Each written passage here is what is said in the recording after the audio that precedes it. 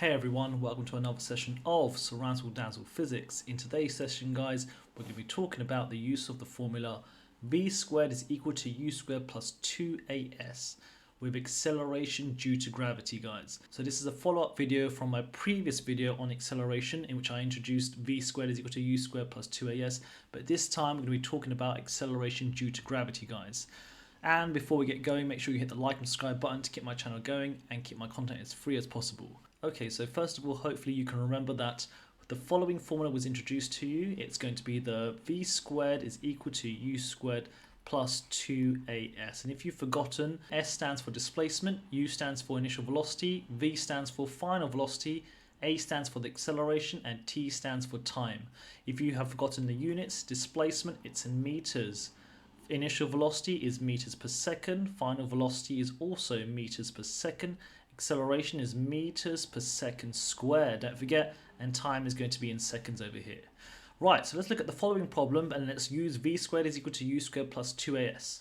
Okay, so a ball is released from rest. It falls for 30 meters. Calculate its final velocity.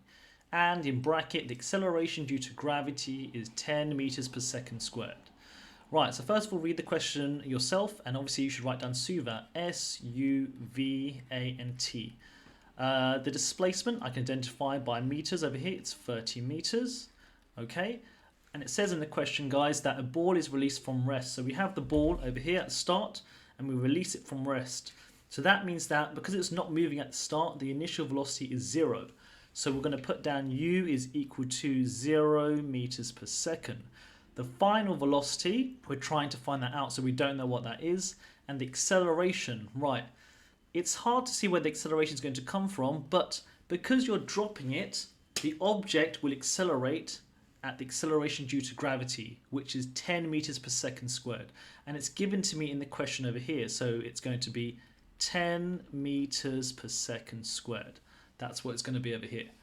And obviously I'm just going to draw a quick diagram. So let's say this is the ball at the start. Obviously when I drop the ball, it will fall downwards. So the ball will move downwards, and hopefully you can remember that gravity will also act in the same direction. That's the reason why I can say it's 10 meters per second squared as the acceleration. Okay, so we've been asked to find out the final velocity. So the final velocity, we're trying to find v. Let's write down the formula.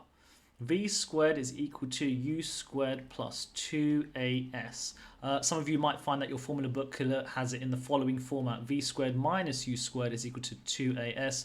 But obviously we're just going to have this format over here.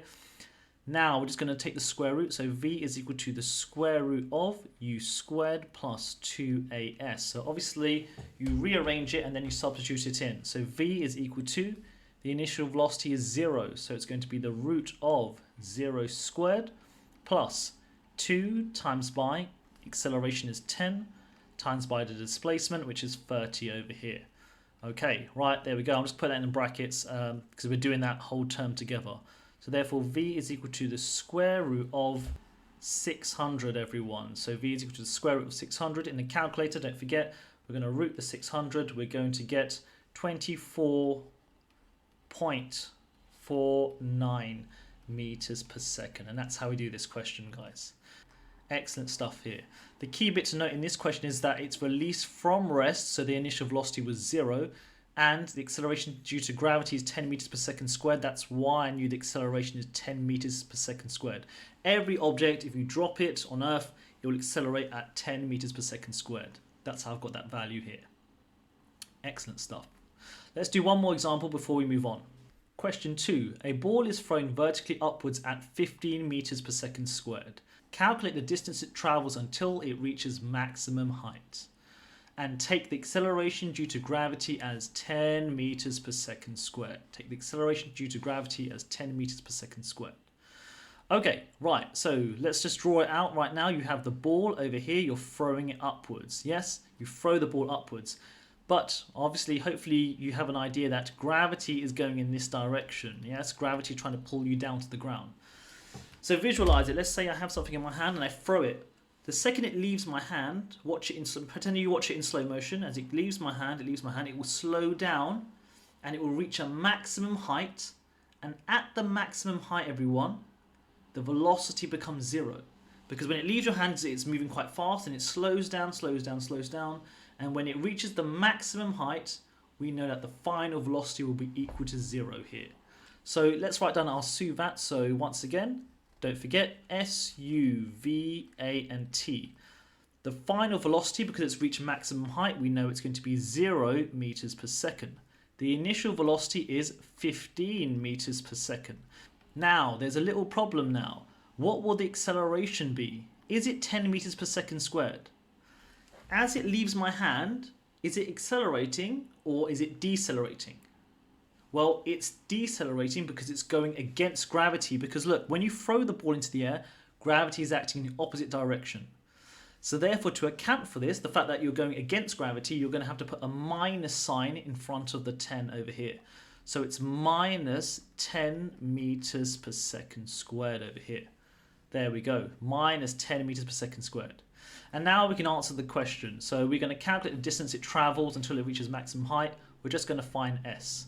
So let's write down the formula once again. V squared minus U squared is equal to 2AS. And then taking the 2a underneath, v squared minus u squared divided by 2a is equal to s. Therefore, s is equal to 0 squared minus 15 squared divided by 2 times by minus 10 at the bottom. Don't forget, a is minus 10. And now that works out, because it's minus, don't forget, we're going to square the 15 first of all. So it's going to be 15 squared is 225. So minus 225.